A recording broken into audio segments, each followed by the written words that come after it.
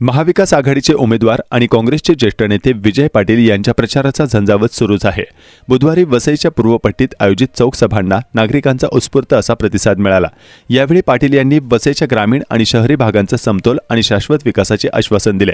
महाविकास आघाडीचे उमेदवार विजय पाटील यांच्या प्रचाराचा धडाका वसईत सुरू आहे। बुधवारी वसईच्या पूर्वपट्टीच्या विविध गावांमध्ये पाटील यांच्या प्रचार सभा पार पडल्या। चिंचोटी येथील क्रांतीवीर बिरसा मुंडा चौक, कामण गावातील छत्रपती शिवाजी महाराज चौक, जुचुंद्र गावातील छत्रपती शिवाजी महाराज चौक आदी ठिकाणी झालेल्या चौक सभेअंतर्गत हजारोंच्या संख्येने नागरिक उपस्थित होते। या सभेत वसईतील वाढलेले प्रदूषण, पर्यावरणाचा ऱ्हास, गावांमधील मूलभूत सोयी सुविधांचा अभाव, शहरामधील नागरी समस्या आदी समस्या नागरिकांनी मांडल्या आहेत। पाटील यांनी या समस्या आणि त्यांच्या उपाययोजनांवर चर्चा केली।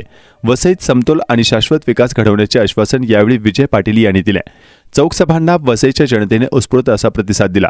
प्रत्येक चौकात पाटील यांचे जोरदार स्वागत करण्यात आले। महिलांची उपस्थिती ही लक्षणीय होती। नागरिकांनी विजय पाटील यांच्या नावाने घोषणा देत आपला पाठिंबा दर्शवत होते। या सभेत काँग्रेस आणि महाविकास आघाडीच्या घटक पक्षातील स्थानिक नेते उपस्थित होते। सभेनंतर विजय पाटील यांनी सर्व नागरिकांनी दिलेला प्रतिसाद आणि पाठिंब्याबद्दल जाहीर आभार मानले।